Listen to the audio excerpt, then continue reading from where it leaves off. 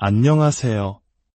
역사의 지혜와 신앙의 깊이를 탐구하는 시간입니다.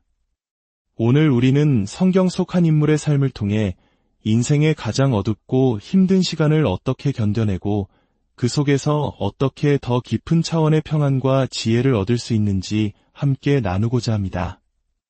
오늘 이 이야기가 여러분의 마음에 작은 위로와 힘이 된다면 주변의 소중한 분들에게도 이 은혜를 나누어 주십시오. 여러분의 구독과 좋아요는 저희가 더 좋은 이야기로 주님의 사랑을 전하는 데 큰 힘이 됩니다. 주님의 이름으로 여러분 모두를 축복합니다. 자, 그럼 시작하겠습니다. 우리의 삶은 때로 한 권의 책과 같습니다. 기쁨의 장이 있는가 하면 슬픔과 고난의 장도 펼쳐지곤 하죠. 성경, 특히 구약 성경에는 우리 인생의 여정을 압축해 놓은 듯한 5권의 시가서가 있습니다. 바로 욥기, 시편, 잠언, 전도서, 그리고 아가서입니다. 이 5권의 책은 놀랍게도 영적 성장의 단계를 보여주는 완벽한 순서로 배열되어 있습니다. 첫 번째 책은 욥기입니다. 욥기는 우리에게 시련 속에서 인내하는 법을 가르칩니다. 모든 것을 잃는 극심한 고통 속에서도 어떻게 하나님을 붙들어야 하는지를 보여주죠. 마치 우리 부모님 세대가 전쟁의 폐허 속에서도 희망을 잃지 않고 꿋꿋이 일어서셨던 것처럼 욥기는 우리에게 고난을 견디는 힘이 어디서 오는지 묻습니다. 이 인내의 시간을 통과하면 우리는 두 번째 단계인 시편으로 나아갑니다. 어려움 속에서 인내를 배운 사람은 마침내 모든 상황 속에서 하나님께 감사하는 법을 배우게 됩니다. 시편은 바로 그 감사의 노래입니다. 기쁠 때나 슬플 때나 모든 순간에 주님을 찬양하는 법을 가르쳐주죠. 이것이 바로 시편의 세계입니다. 그리고 언제나 감사할 줄 아는 마음을 갖게 되면 주님께서는 우리를 세 번째 단계인 잠언으로 이끄십니다. 끊임없는 감사는 우리에게 지혜를 선물합니다. 잠언은 바로 그 지혜의 책입니다. 세상을 어떻게 분별하며 살아가야 하는지 그 실질적인 지혜를 가르쳐줍니다. 지혜를 얻은 자는 비로소 네 번째 단계, 전도서에 이를 수 있습니다. 지혜가 없는 회개는 진정한 회개가 될 수 없습니다.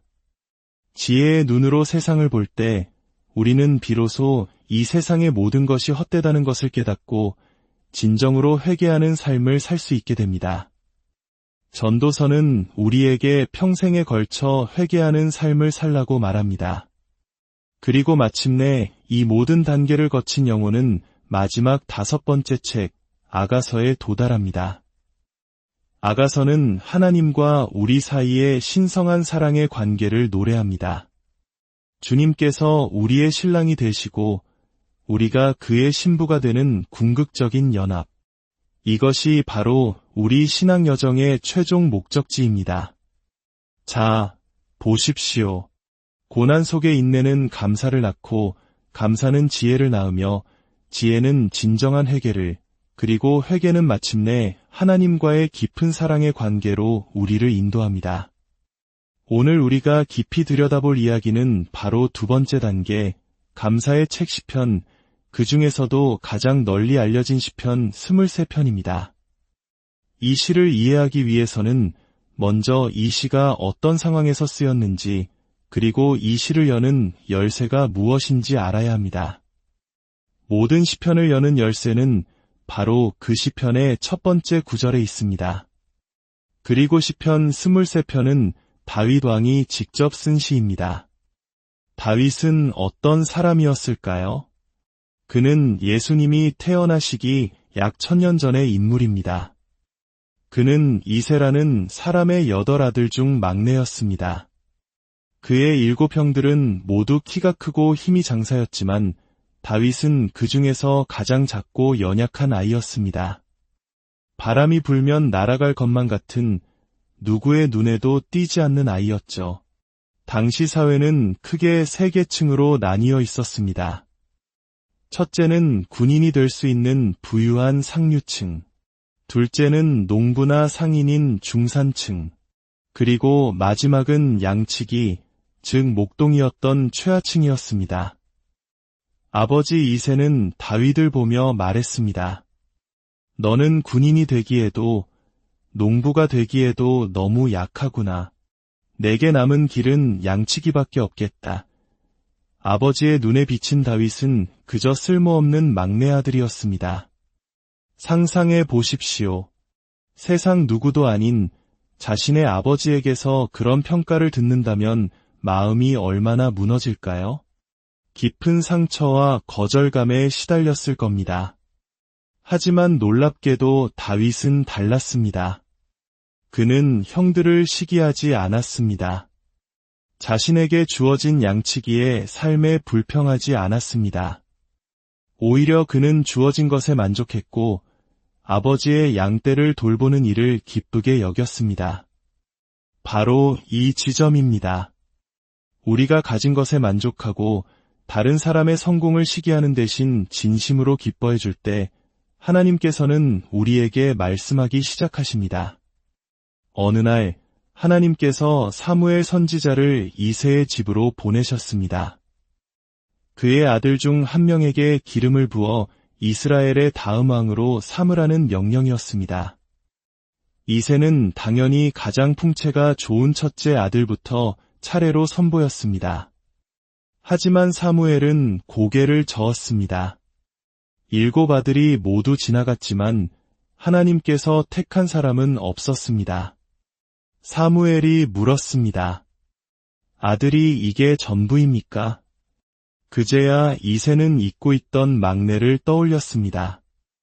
아, 들판에서 양을 치는 어린아이가 하나 있긴 합니다만 그 아이는 너무 어리고 보잘것없습니다. 하지만 사무엘은 그를 데려오라고 명했습니다.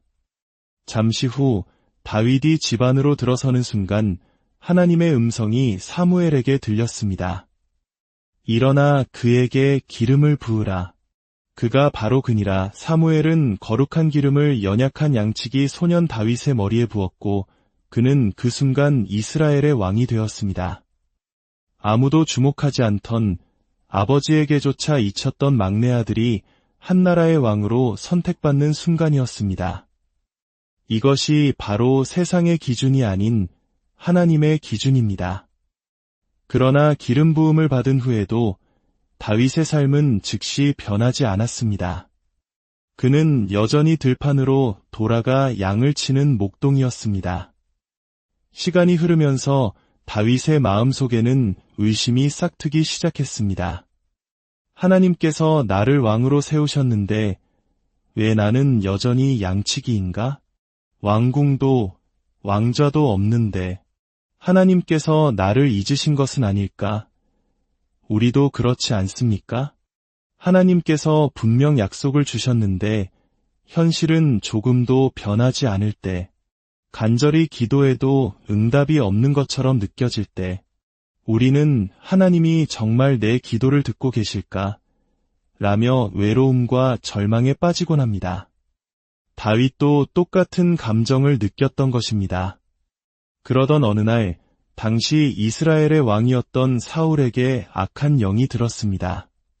그는 극심한 고통과 분노에 시달렸고 왕궁의 그 누구도 그를 진정시킬 수 없었습니다. 신하들은 한 가지 방법을 제안했습니다. 하프를 아름답게 연주하는 사람을 찾아 왕 앞에서 연주하게 하면 왕의 마음이 평안해질 것입니다. 그리고 그들이 찾은 단 한 사람이 바로 다윗이었습니다. 하나님께서 일하시는 방식은 인간의 지혜로는 결코 헤아릴 수 없습니다. 하나님은 다윗을 왕으로 약속하셨고 그 약속은 인간의 시간이 아닌 하나님의 시간에 맞춰 이루어지고 있었습니다. 사울 왕에게 깃든 악한 영조차 다윗을 왕궁으로 이끄는 하나님의 완벽한 계획의 일부였던 것입니다. 다윗은 왕궁으로 들어오라는 초대에 기뻐 날뛰었습니다. 드디어 하나님께서 일하기 시작하셨다. 이제 지긋지긋한 양 냄새와 들판 생활은 끝이야. 나는 왕궁에서 왕처럼 살게 될 것이다. 그는 부푼 꿈을 안고 왕궁으로 달려갔습니다. 하지만 왕궁에서의 삶은 그의 상상과 너무나 달랐습니다. 그곳에는 평화 대신 시기와 경쟁이 가득했습니다. 모두가 왕의 환심을 사기 위해 서로를 헐뜯고 싸웠습니다. 사랑도, 자비도, 진실도 없는 곳이었습니다. 심지어 어느 날 분노에 휩싸인 사울왕은 다윗을 향해 창을 던졌습니다. 다윗은 간신히 피했지만 창은 그의 머리를 스쳐 벽에 박혔습니다. 만약 하나님의 보호가 없었다면 그는 그 자리에서 죽었을 것입니다. 다윗은 그 순간 깨달았습니다. 진정한 왕의 삶은 화려한 왕궁에 있는 것이 아니었음을. 자신이 겸손한 양치기로 들판에 있을 때 그때야말로 진정으로 왕처럼 자유롭고 평화로웠다는 것을 말입니다. 우리는 장장 생각합니다. 좋은 집에 살면, 돈이 많으면, 유명해지면 왕처럼 행복할 것이라고. 하지만 세상의 모든 것을 얻은 수많은 사람들이 오히려 공허함 속에서 스스로 목숨을 끊는 것을 우리는 봅니다. 그들은 모든 것을 가졌지만 정작 자기 자신을 잃어버렸기 때문입니다. 예수님께서 우리에게 물으셨습니다. 사람이 만일온 천하를 얻고도 제 목숨을 잃으면 무엇이 유익하리요? 두려움에 떨던 다윗은 왕궁에 있는 자신의 방으로 도망쳤습니다. 문을 걸어 잠그고 떨고 있던 그는 그 깊은 절망과 공포의 순간에 종이와 펜을 들었습니다. 그리고 자신의 인생을 돌아보며 시 한 편을 써 내려가기 시작했습니다. 그것이 바로 시편 23편입니다. 그는 깨달았습니다.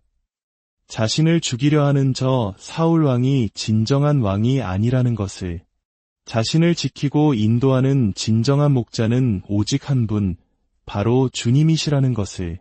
그래서 그는 이렇게 고백합니다. 여호와는 나의 목자시니 내게 부족함이 없으리로다. 이것이 시편 23편이 탄생한 배경입니다. 가장 큰 죽음의 위협 앞에서 그는 가장 위대한 평안의 노래를 불렀습니다. 세상의 왕이 나를 버려도 하늘의 목자께서 나와 함께 하시니 나는 아무것도 두렵지 않다는 믿음의 고백이었습니다. 우리의 삶에 어떤 일이 일어나든 어떤 힘든 시간을 지나고 있든 이것 하나만은 잊지 마십시오. 나사렛 예수 그리스도를 놓치지 마십시오. 그분만이 유일한 길이요, 진리요, 생명이십니다. 때로 우리는 넘어지고, 울고, 실수하고, 길을 잃을 것입니다. 유혹에 약해지고, 의심에 흔들릴 것입니다. 하지만 그리스도는 영원한 구원자이십니다. 오늘 넘어진 당신을 주님은 내일 다시 일으켜 세우실 것입니다. 오늘 우는 당신에게 주님은 내일 웃음을 주실 것입니다. 오늘 굶주린 당신을 주님은 내일 먹이실 것입니다. 오늘 길 잃은 당신을 주님은 내일 찾아내실 것입니다. 심지어 오늘 무덤에 있는 당신이라도 주님은 내일 다시 살리실 것입니다. 그러니 걱정하지 마십시오. 주님이 나의 목자이시니 내게는 다른 어떤 것도 필요하지 않습니다. 이 진실된 고백이 오늘을 살아가는 우리 모두의 고백이 되기를 바랍니다. 주 예수님의 이름으로 여러분 모두를 축복하며 기도합니다. 아멘. 안녕하세요. 역사의 지혜와 신앙의 깊이를 탐구하는 시간입니다. 오늘 우리는 성경 속 한 인물의 삶을 통해 인생의 가장 어둡고 힘든 시간을 어떻게 견뎌내고 그 속에서 어떻게 더 깊은 차원의 평안과 지혜를 얻을 수 있는지 함께 나누고자 합니다. 오늘 이 이야기가 여러분의 마음에 작은 위로와 힘이 된다면 주변의 소중한 분들에게도 이 은혜를 나누어 주십시오. 여러분의 구독과 좋아요는 저희가 더 좋은 이야기로 주님의 사랑을 전하는 데 큰 힘이 됩니다. 주님의 이름으로 여러분 모두를 축복합니다. 자, 그럼 시작하겠습니다. 우리의 삶은 때로 한 권의 책과 같습니다. 기쁨의 장이 있는가 하면 슬픔과 고난의 장도 펼쳐지곤 하죠. 성경, 특히 구약 성경에는 우리 인생의 여정을 압축해 놓은 듯한 5권의 시가서가 있습니다. 바로 욥기, 시편, 잠언, 전도서, 그리고 아가서입니다. 이 5권의 책은 놀랍게도 영적 성장의 단계를 보여주는 완벽한 순서로 배열되어 있습니다. 첫 번째 책은 욥기입니다. 욥기는 우리에게 시련 속에서 인내하는 법을 가르칩니다. 모든 것을 잃는 극심한 고통 속에서도 어떻게 하나님을 붙들어야 하는지를 보여주죠.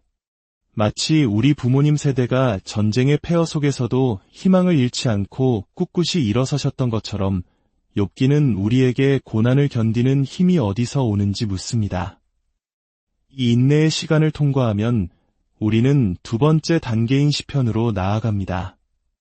어려움 속에서 인내를 배운 사람은 마침내 모든 상황 속에서 하나님께 감사하는 법을 배우게 됩니다. 시편은 바로 그 감사의 노래입니다. 기쁠 때나 슬플 때나 모든 순간에 주님을 찬양하는 법을 가르쳐주죠. 이것이 바로 시편의 세계입니다. 그리고 언제나 감사할 줄 아는 마음을 갖게 되면 주님께서는 우리를 세 번째 단계인 잠언으로 이끄십니다. 끊임없는 감사는 우리에게 지혜를 선물합니다. 잠언은 바로 그 지혜의 책입니다. 세상을 어떻게 분별하며 살아가야 하는지 그 실질적인 지혜를 가르쳐줍니다. 지혜를 얻은 자는 비로소 네 번째 단계, 전도서에 이를 수 있습니다. 지혜가 없는 회개는 진정한 회개가 될 수 없습니다. 지혜의 눈으로 세상을 볼 때 우리는 비로소 이 세상의 모든 것이 헛되다는 것을 깨닫고 진정으로 회개하는 삶을 살 수 있게 됩니다. 전도서는 우리에게 평생에 걸쳐 회개하는 삶을 살라고 말합니다. 그리고 마침내 이 모든 단계를 거친 영혼은 마지막 5번째 책, 아가서에 도달합니다.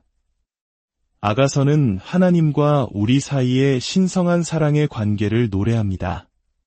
주님께서 우리의 신랑이 되시고 우리가 그의 신부가 되는 궁극적인 연합.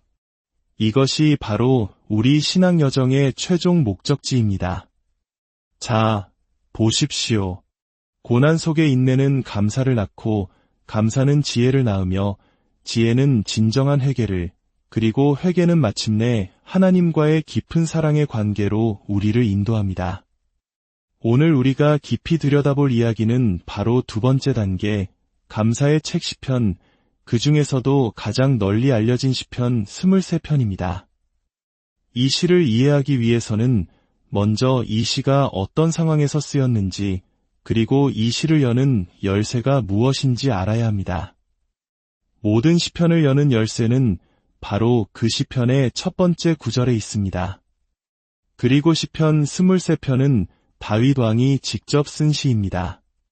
다윗은 어떤 사람이었을까요? 그는 예수님이 태어나시기 약 1000년 전의 인물입니다. 그는 이새라는 사람의 8아들 중 막내였습니다. 그의 7형들은 모두 키가 크고 힘이 장사였지만 다윗은 그 중에서 가장 작고 연약한 아이였습니다. 바람이 불면 날아갈 것만 같은 누구의 눈에도 띄지 않는 아이였죠. 당시 사회는 크게 3계층으로 나뉘어 있었습니다. 첫째는 군인이 될 수 있는 부유한 상류층, 둘째는 농부나 상인인 중산층, 그리고 마지막은 양치기, 즉 목동이었던 최하층이었습니다. 아버지 이새는 다윗을 보며 말했습니다. 너는 군인이 되기에도 농부가 되기에도 너무 약하구나. 내게 남은 길은 양치기밖에 없겠다. 아버지의 눈에 비친 다윗은 그저 쓸모없는 막내 아들이었습니다. 상상해 보십시오. 세상 누구도 아닌 자신의 아버지에게서 그런 평가를 듣는다면 마음이 얼마나 무너질까요? 깊은 상처와 거절감에 시달렸을 겁니다. 하지만 놀랍게도 다윗은 달랐습니다. 그는 형들을 시기하지 않았습니다. 자신에게 주어진 양치기에 삶에 불평하지 않았습니다. 오히려 그는 주어진 것에 만족했고 아버지의 양떼를 돌보는 일을 기쁘게 여겼습니다. 바로 이 지점입니다. 우리가 가진 것에 만족하고 다른 사람의 성공을 시기하는 대신 진심으로 기뻐해 줄 때 하나님께서는 우리에게 말씀하기 시작하십니다. 어느 날 하나님께서 사무엘 선지자를 이새의 집으로 보내셨습니다. 그의 아들 중 한 명에게 기름을 부어 이스라엘의 다음 왕으로 삼으라는 명령이었습니다. 이새는 당연히 가장 풍채가 좋은 첫째 아들부터 차례로 선보였습니다. 하지만 사무엘은 고개를 저었습니다. 7 아들이 모두 지나갔지만 하나님께서 택한 사람은 없었습니다. 사무엘이 물었습니다. 아들이 이게 전부입니까? 그제야 이새는 잊고 있던 막내를 떠올렸습니다. 아, 들판에서 양을 치는 어린아이가 하나 있긴 합니다만 그 아이는 너무 어리고 보잘것없습니다. 하지만 사무엘은 그를 데려오라고 명했습니다.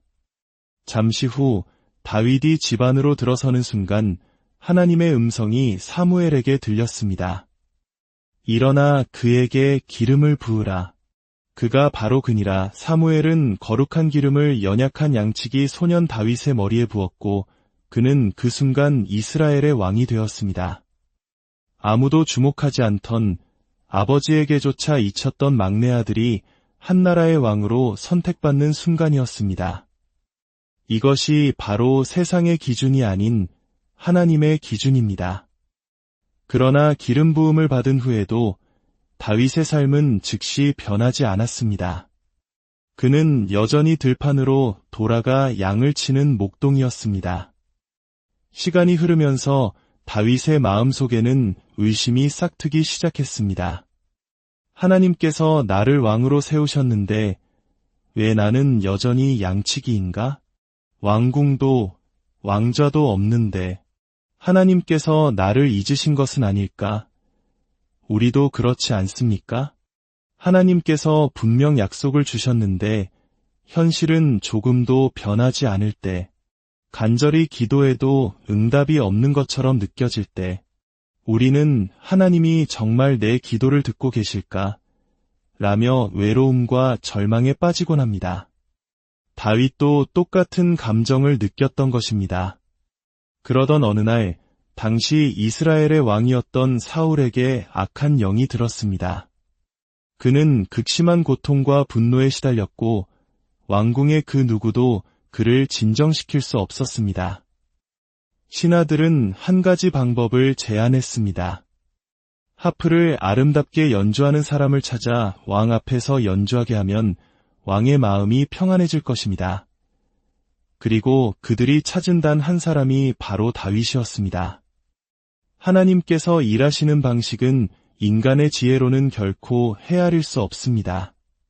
하나님은 다윗을 왕으로 약속하셨고 그 약속은 인간의 시간이 아닌 하나님의 시간에 맞춰 이루어지고 있었습니다. 사울 왕에게 깃든 악한 영조차 다윗을 왕궁으로 이끄는 하나님의 완벽한 계획의 일부였던 것입니다. 다윗은 왕궁으로 들어오라는 초대에 기뻐 날뛰었습니다. 드디어 하나님께서 일하기 시작하셨다. 이제 지긋지긋한 양 냄새와 들판 생활은 끝이야. 나는 왕궁에서 왕처럼 살게 될 것이다. 그는 부푼 꿈을 안고 왕궁으로 달려갔습니다. 하지만 왕궁에서의 삶은 그의 상상과 너무나 달랐습니다. 그곳에는 평화 대신 시기와 경쟁이 가득했습니다. 모두가 왕의 환심을 사기 위해 서로를 헐뜯고 싸웠습니다. 사랑도, 자비도, 진실도 없는 곳이었습니다. 심지어 어느 날 분노에 휩싸인 사울왕은 다윗을 향해 창을 던졌습니다. 다윗은 간신히 피했지만 창은 그의 머리를 스쳐 벽에 박혔습니다. 만약 하나님의 보호가 없었다면 그는 그 자리에서 죽었을 것입니다. 다윗은 그 순간 깨달았습니다. 진정한 왕의 삶은 화려한 왕궁에 있는 것이 아니었음을. 자신이 겸손한 양치기로 들판에 있을 때 그때야말로 진정으로 왕처럼 자유롭고 평화로웠다는 것을 말입니다. 우리는 장장 생각합니다. 좋은 집에 살면, 돈이 많으면, 유명해지면 왕처럼 행복할 것이라고. 하지만 세상의 모든 것을 얻은 수많은 사람들이 오히려 공허함 속에서 스스로 목숨을 끊는 것을 우리는 봅니다. 그들은 모든 것을 가졌지만 정작 자기 자신을 잃어버렸기 때문입니다. 예수님께서 우리에게 물으셨습니다. 사람이 만이론 천하를 얻고도 제 목숨을 잃으면 무엇이 유익하리요?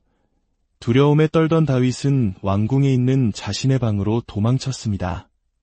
문을 걸어 잠그고 떨고 있던 그는 그 깊은 절망과 공포의 순간에 종이와 펜을 들었습니다. 그리고 자신의 인생을 돌아보며 시 한 편을 써 내려가기 시작했습니다. 그것이 바로 시편 23편입니다. 그는 깨달았습니다. 자신을 죽이려 하는 저 사울 왕이 진정한 왕이 아니라는 것을, 자신을 지키고 인도하는 진정한 목자는 오직 한 분, 바로 주님이시라는 것을. 그래서 그는 이렇게 고백합니다. 여호와는 나의 목자시니 내게 부족함이 없으리로다. 이것이 시편 23편이 탄생한 배경입니다. 가장 큰 죽음의 위협 앞에서 그는 가장 위대한 평안의 노래를 불렀습니다. 세상의 왕이 나를 버려도 하늘의 목자께서 나와 함께 하시니 나는 아무것도 두렵지 않다는 믿음의 고백이었습니다. 우리의 삶에 어떤 일이 일어나든 어떤 힘든 시간을 지나고 있든 이것 하나만은 잊지 마십시오. 나사렛 예수 그리스도를 놓치지 마십시오. 그분만이 유일한 길이요, 진리요, 생명이십니다. 때로 우리는 넘어지고, 울고, 실수하고, 길을 잃을 것입니다. 유혹에 약해지고, 의심에 흔들릴 것입니다. 하지만 그리스도는 영원한 구원자이십니다. 오늘 넘어진 당신을 주님은 내일 다시 일으켜 세우실 것입니다. 오늘 우는 당신에게 주님은 내일 웃음을 주실 것입니다. 오늘 굶주린 당신을 주님은 내일 먹이실 것입니다. 오늘 길 잃은 당신을 주님은 내일 찾아내실 것입니다. 심지어 오늘 무덤에 있는 당신이라도 주님은 내일 다시 살리실 것입니다. 그러니 걱정하지 마십시오. 주님이 나의 목자이시니 내게는 다른 어떤 것도 필요하지 않습니다. 이 진실된 고백이 오늘을 살아가는 우리 모두의 고백이 되기를 바랍니다. 주 예수님의 이름으로 여러분 모두를 축복하며 기도합니다. 아멘. 안녕하세요. 역사의 지혜와 신앙의 깊이를 탐구하는 시간입니다.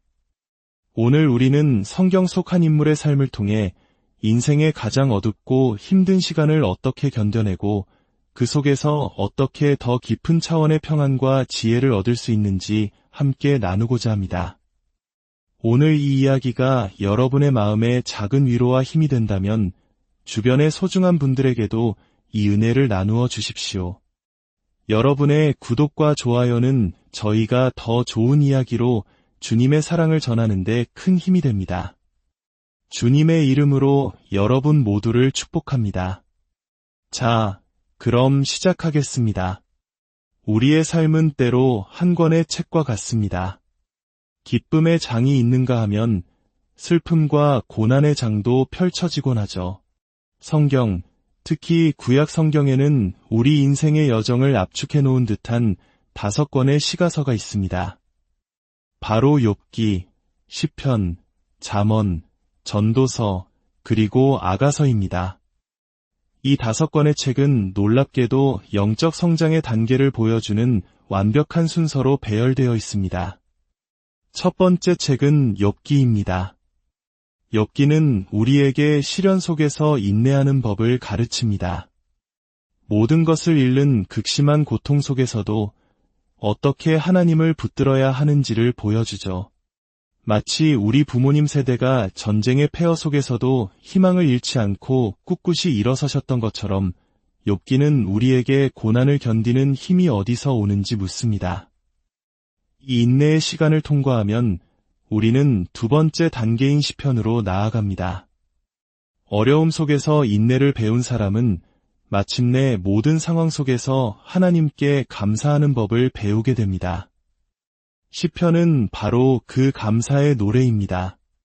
기쁠 때나 슬플 때나 모든 순간에 주님을 찬양하는 법을 가르쳐주죠. 이것이 바로 시편의 세계입니다. 그리고 언제나 감사할 줄 아는 마음을 갖게 되면 주님께서는 우리를 세 번째 단계인 잠언으로 이끄십니다. 끊임없는 감사는 우리에게 지혜를 선물합니다. 잠언은 바로 그 지혜의 책입니다. 세상을 어떻게 분별하며 살아가야 하는지 그 실질적인 지혜를 가르쳐줍니다. 지혜를 얻은 자는 비로소 네 번째 단계, 전도서에 이를 수 있습니다. 지혜가 없는 회개는 진정한 회개가 될 수 없습니다. 지혜의 눈으로 세상을 볼 때 우리는 비로소 이 세상의 모든 것이 헛되다는 것을 깨닫고 진정으로 회개하는 삶을 살 수 있게 됩니다.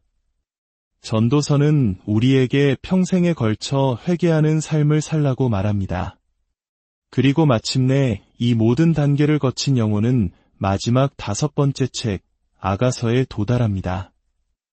아가서는 하나님과 우리 사이의 신성한 사랑의 관계를 노래합니다. 주님께서 우리의 신랑이 되시고 우리가 그의 신부가 되는 궁극적인 연합. 이것이 바로 우리 신앙 여정의 최종 목적지입니다. 자, 보십시오. 고난 속의 인내는 감사를 낳고 감사는 지혜를 낳으며 지혜는 진정한 회개를, 그리고 회개는 마침내 하나님과의 깊은 사랑의 관계로 우리를 인도합니다. 오늘 우리가 깊이 들여다볼 이야기는 바로 두 번째 단계, 감사의 책 시편, 그 중에서도 가장 널리 알려진 시편 23편입니다.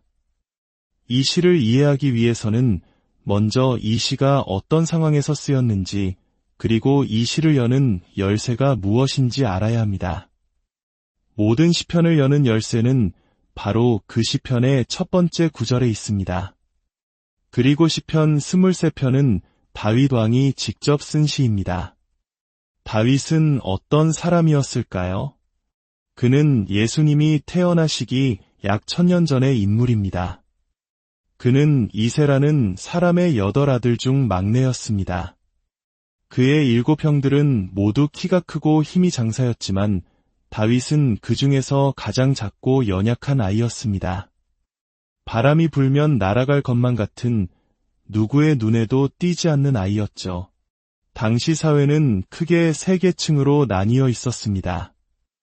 첫째는 군인이 될 수 있는 부유한 상류층, 둘째는 농부나 상인인 중산층, 그리고 마지막은 양치기, 즉 목동이었던 최하층이었습니다. 아버지 이새는 다윗을 보며 말했습니다. 너는 군인이 되기에도 농부가 되기에도 너무 약하구나. 내게 남은 길은 양치기밖에 없겠다. 아버지의 눈에 비친 다윗은 그저 쓸모없는 막내 아들이었습니다. 상상해 보십시오. 세상 누구도 아닌 자신의 아버지에게서 그런 평가를 듣는다면 마음이 얼마나 무너질까요? 깊은 상처와 거절감에 시달렸을 겁니다. 하지만 놀랍게도 다윗은 달랐습니다. 그는 형들을 시기하지 않았습니다. 자신에게 주어진 양치기에 삶에 불평하지 않았습니다.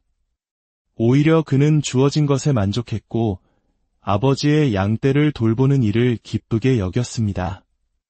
바로 이 지점입니다. 우리가 가진 것에 만족하고 다른 사람의 성공을 시기하는 대신 진심으로 기뻐해 줄 때 하나님께서는 우리에게 말씀하기 시작하십니다. 어느 날 하나님께서 사무엘 선지자를 이새의 집으로 보내셨습니다. 그의 아들 중 한 명에게 기름을 부어 이스라엘의 다음 왕으로 삼으라는 명령이었습니다. 이새는 당연히 가장 풍채가 좋은 첫째 아들부터 차례로 선보였습니다. 하지만 사무엘은 고개를 저었습니다. 7 아들이 모두 지나갔지만 하나님께서 택한 사람은 없었습니다. 사무엘이 물었습니다.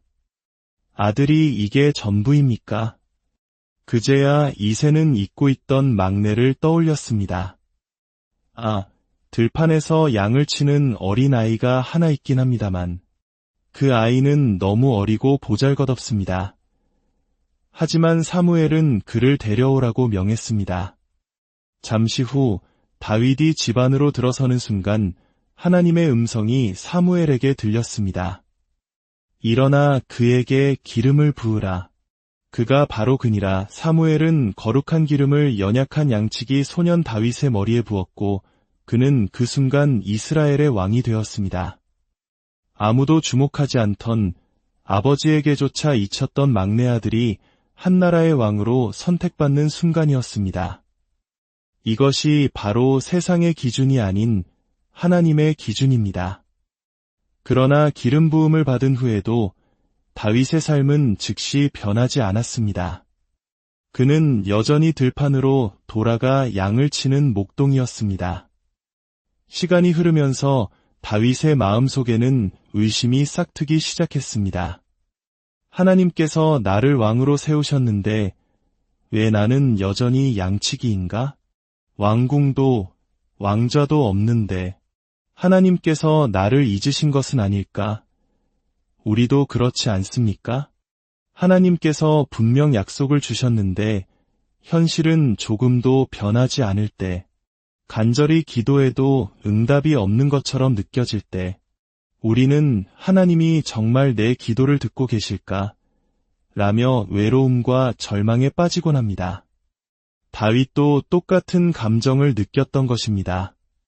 그러던 어느 날, 당시 이스라엘의 왕이었던 사울에게 악한 영이 들었습니다.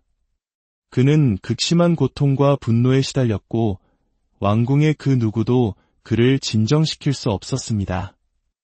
신하들은 한 가지 방법을 제안했습니다.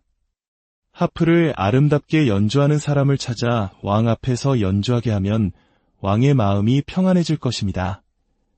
그리고 그들이 찾은 단 한 사람이 바로 다윗이었습니다. 하나님께서 일하시는 방식은 인간의 지혜로는 결코 헤아릴 수 없습니다. 하나님은 다윗을 왕으로 약속하셨고 그 약속은 인간의 시간이 아닌 하나님의 시간에 맞춰 이루어지고 있었습니다.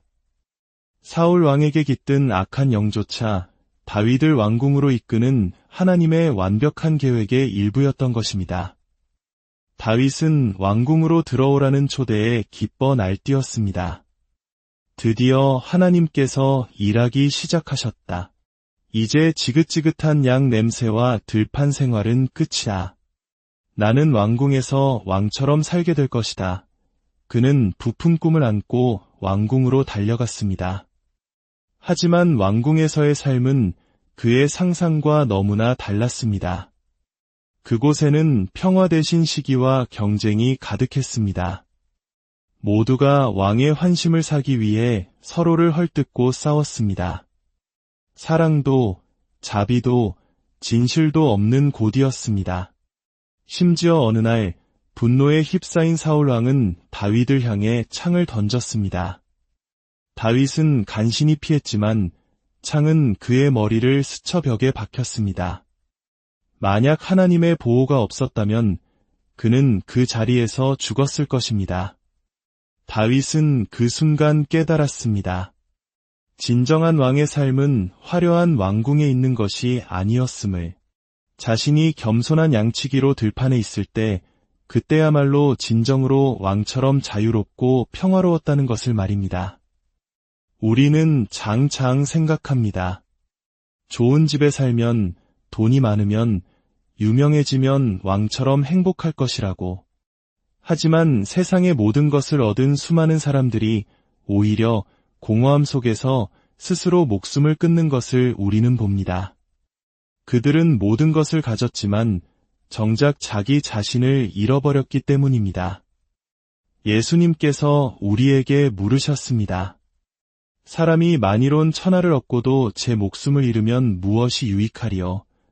두려움에 떨던 다윗은 왕궁에 있는 자신의 방으로 도망쳤습니다. 문을 걸어 잠그고 떨고 있던 그는 그 깊은 절망과 공포의 순간에 종이와 펜을 들었습니다. 그리고 자신의 인생을 돌아보며 시 한 편을 써 내려가기 시작했습니다. 그것이 바로 시편 23편입니다. 그는 깨달았습니다. 자신을 죽이려 하는 저 사울 왕이 진정한 왕이 아니라는 것을, 자신을 지키고 인도하는 진정한 목자는 오직 한 분, 바로 주님이시라는 것을. 그래서 그는 이렇게 고백합니다. 여호와는 나의 목자시니 내게 부족함이 없으리로다. 이것이 시편 23편이 탄생한 배경입니다. 가장 큰 죽음의 위협 앞에서 그는 가장 위대한 평안의 노래를 불렀습니다. 세상의 왕이 나를 버려도 하늘의 목자께서 나와 함께 하시니 나는 아무것도 두렵지 않다는 믿음의 고백이었습니다. 우리의 삶에 어떤 일이 일어나든 어떤 힘든 시간을 지나고 있든 이것 하나만은 잊지 마십시오. 나사렛 예수 그리스도를 놓치지 마십시오. 그분만이 유일한 길이요, 진리요, 생명이십니다. 때로 우리는 넘어지고, 울고, 실수하고, 길을 잃을 것입니다. 유혹에 약해지고, 의심에 흔들릴 것입니다. 하지만 그리스도는 영원한 구원자이십니다.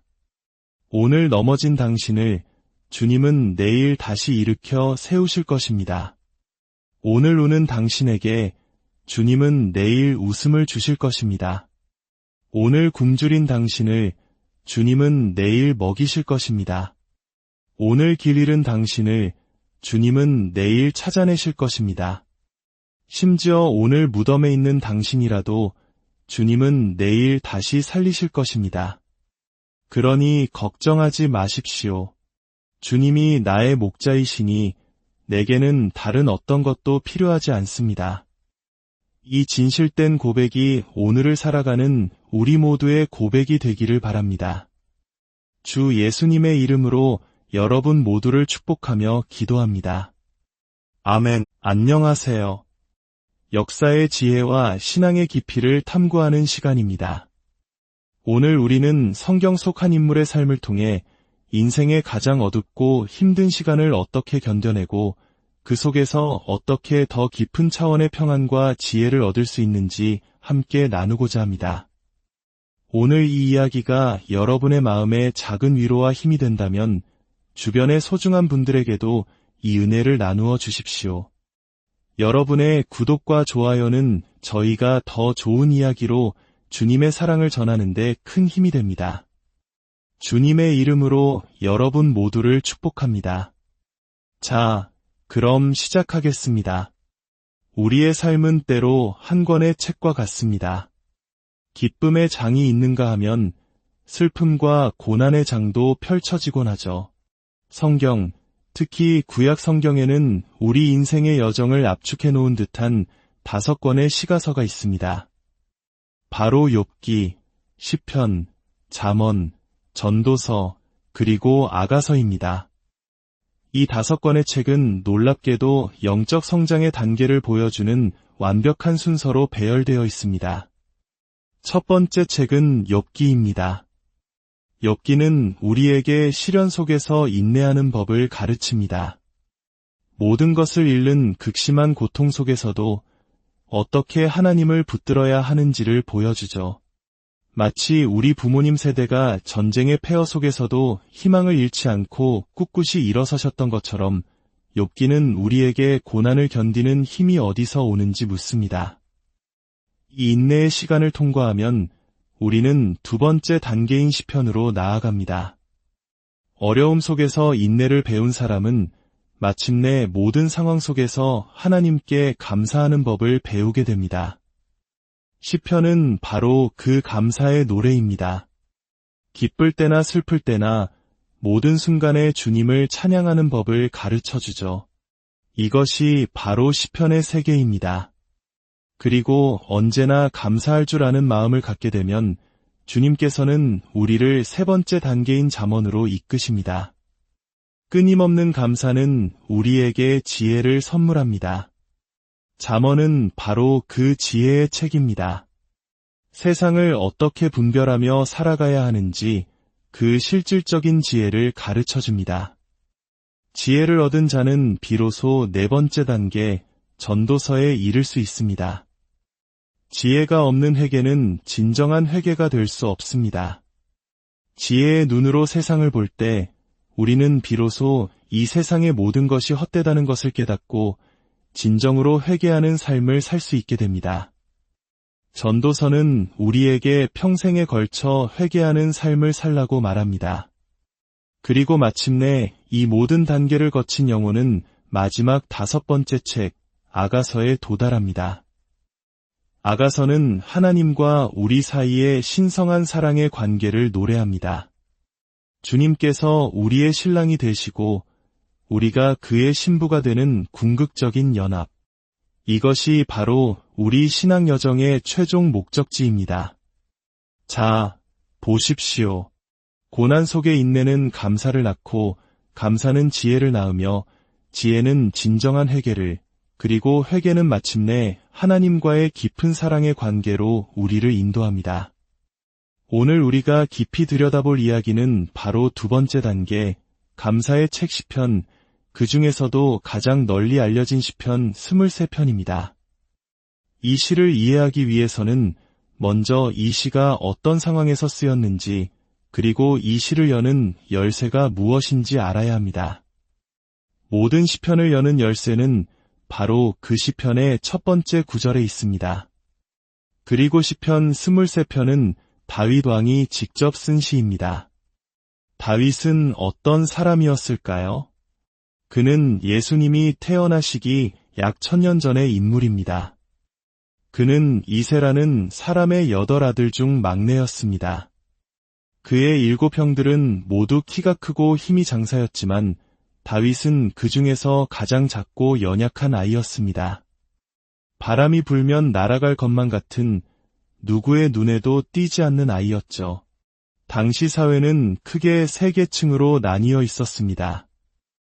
첫째는 군인이 될 수 있는 부유한 상류층, 둘째는 농부나 상인인 중산층, 그리고 마지막은 양치기, 즉 목동이었던 최하층이었습니다. 아버지 이새는 다윗을 보며 말했습니다. 너는 군인이 되기에도 농부가 되기에도 너무 약하구나.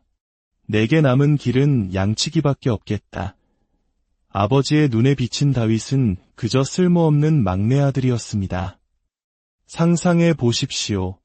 세상 누구도 아닌 자신의 아버지에게서 그런 평가를 듣는다면 마음이 얼마나 무너질까요?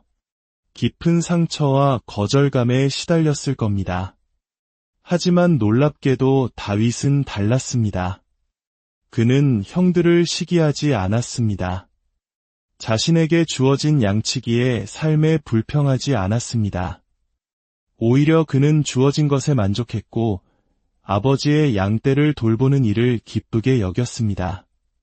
바로 이 지점입니다. 우리가 가진 것에 만족하고 다른 사람의 성공을 시기하는 대신 진심으로 기뻐해 줄 때 하나님께서는 우리에게 말씀하기 시작하십니다. 어느 날 하나님께서 사무엘 선지자를 이새의 집으로 보내셨습니다. 그의 아들 중 한 명에게 기름을 부어 이스라엘의 다음 왕으로 삼으라는 명령이었습니다. 이새는 당연히 가장 풍채가 좋은 첫째 아들부터 차례로 선보였습니다. 하지만 사무엘은 고개를 저었습니다. 7 아들이 모두 지나갔지만 하나님께서 택한 사람은 없었습니다. 사무엘이 물었습니다. 아들이 이게 전부입니까? 그제야 이새는 잊고 있던 막내를 떠올렸습니다. 아, 들판에서 양을 치는 어린아이가 하나 있긴 합니다만 그 아이는 너무 어리고 보잘것없습니다. 하지만 사무엘은 그를 데려오라고 명했습니다. 잠시 후 다윗이 집 안으로 들어서는 순간 하나님의 음성이 사무엘에게 들렸습니다. 일어나 그에게 기름을 부으라. 그가 바로 그니라. 사무엘은 거룩한 기름을 연약한 양치기 소년 다윗의 머리에 부었고 그는 그 순간 이스라엘의 왕이 되었습니다. 아무도 주목하지 않던 아버지에게조차 잊혔던 막내 아들이 한나라의 왕으로 선택받는 순간이었습니다. 이것이 바로 세상의 기준이 아닌 하나님의 기준입니다. 그러나 기름 부음을 받은 후에도 다윗의 삶은 즉시 변하지 않았습니다. 그는 여전히 들판으로 돌아가 양을 치는 목동이었습니다. 시간이 흐르면서 다윗의 마음속에는 의심이 싹트기 시작했습니다. 하나님께서 나를 왕으로 세우셨는데 왜 나는 여전히 양치기인가? 왕궁도 왕좌도 없는데 하나님께서 나를 잊으신 것은 아닐까? 우리도 그렇지 않습니까? 하나님께서 분명 약속을 주셨는데 현실은 조금도 변하지 않을 때, 간절히 기도해도 응답이 없는 것처럼 느껴질 때, 우리는 하나님이 정말 내 기도를 듣고 계실까? 라며 외로움과 절망에 빠지곤 합니다. 다윗도 똑같은 감정을 느꼈던 것입니다. 그러던 어느 날, 당시 이스라엘의 왕이었던 사울에게 악한 영이 들었습니다.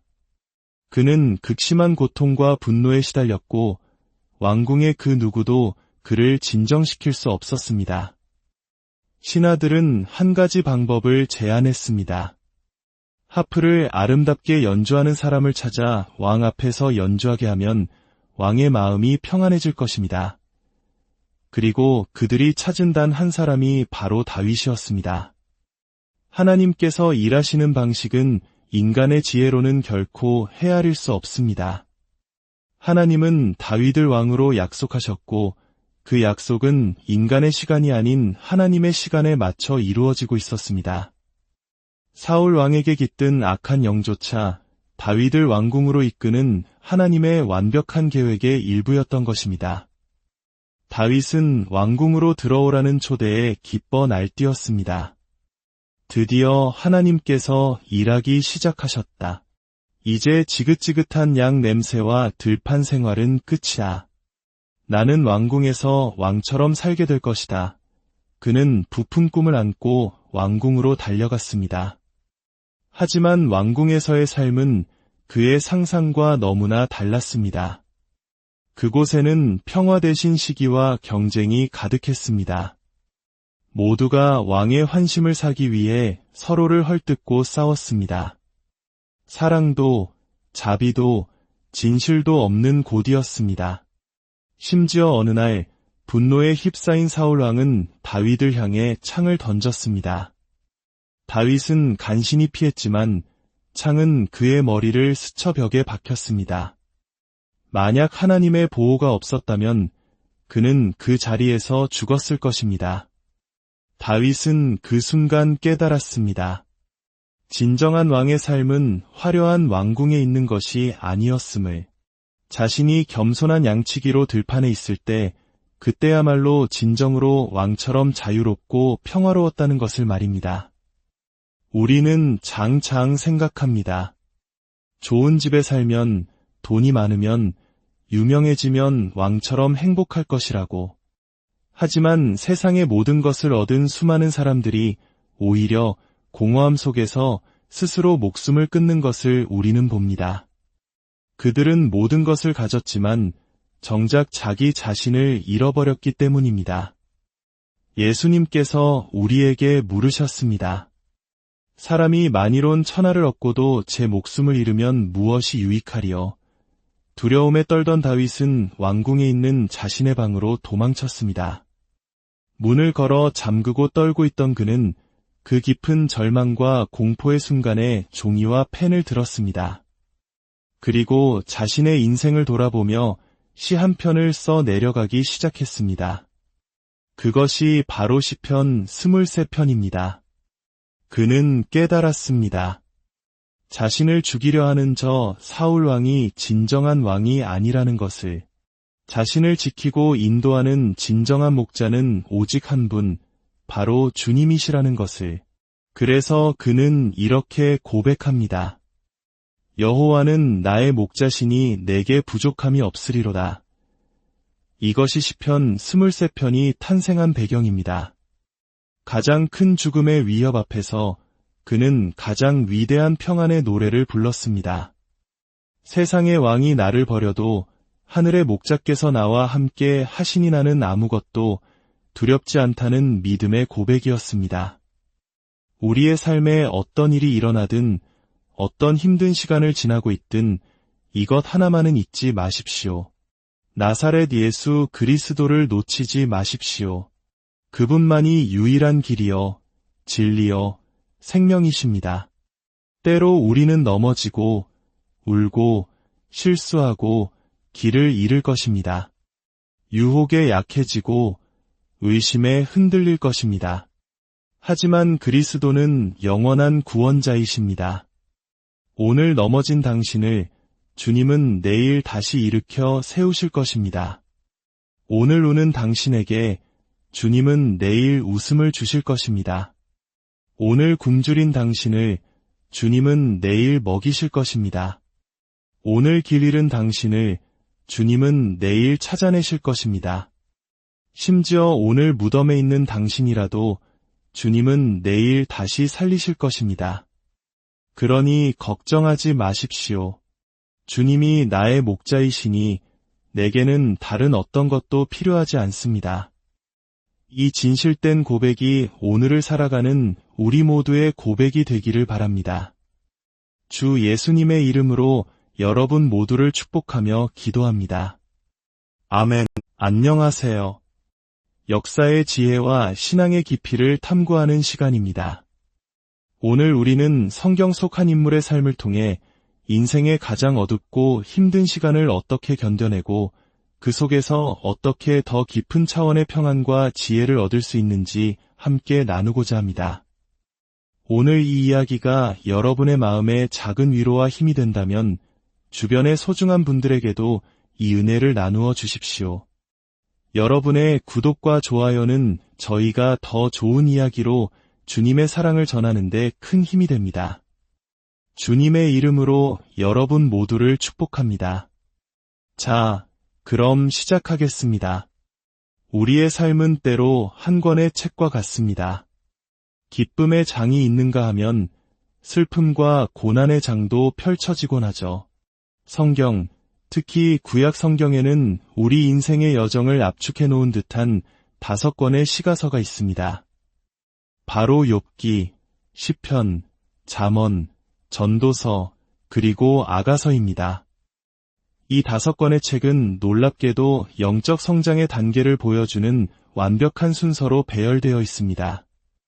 첫 번째 책은 욥기입니다. 욥기는 우리에게 시련 속에서 인내하는 법을 가르칩니다. 모든 것을 잃는 극심한 고통 속에서도 어떻게 하나님을 붙들어야 하는지를 보여주죠. 마치 우리 부모님 세대가 전쟁의 폐허 속에서도 희망을 잃지 않고 꿋꿋이 일어서셨던 것처럼 욥기는 우리에게 고난을 견디는 힘이 어디서 오는지 묻습니다. 이 인내의 시간을 통과하면 우리는 두 번째 단계인 시편으로 나아갑니다. 어려움 속에서 인내를 배운 사람은 마침내 모든 상황 속에서 하나님께 감사하는 법을 배우게 됩니다. 시편은 바로 그 감사의 노래입니다. 기쁠 때나 슬플 때나 모든 순간에 주님을 찬양하는 법을 가르쳐주죠. 이것이 바로 시편의 세계입니다. 그리고 언제나 감사할 줄 아는 마음을 갖게 되면 주님께서는 우리를 세 번째 단계인 잠언으로 이끄십니다. 끊임없는 감사는 우리에게 지혜를 선물합니다. 잠언은 바로 그 지혜의 책입니다. 세상을 어떻게 분별하며 살아가야 하는지 그 실질적인 지혜를 가르쳐줍니다. 지혜를 얻은 자는 비로소 네 번째 단계, 전도서에 이를 수 있습니다. 지혜가 없는 회개는 진정한 회개가 될 수 없습니다. 지혜의 눈으로 세상을 볼 때 우리는 비로소 이 세상의 모든 것이 헛되다는 것을 깨닫고 진정으로 회개하는 삶을 살 수 있게 됩니다. 전도서는 우리에게 평생에 걸쳐 회개하는 삶을 살라고 말합니다.